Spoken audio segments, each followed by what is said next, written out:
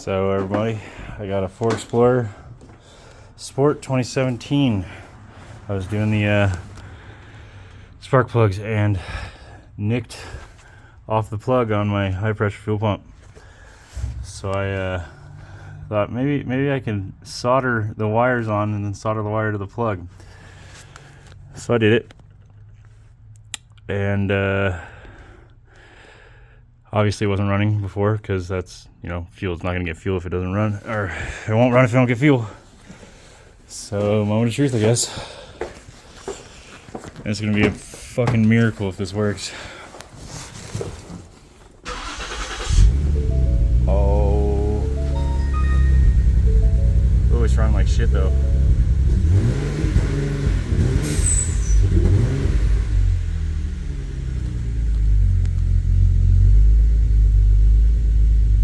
It's running though. I don't know if I trust it going very far, but it's running.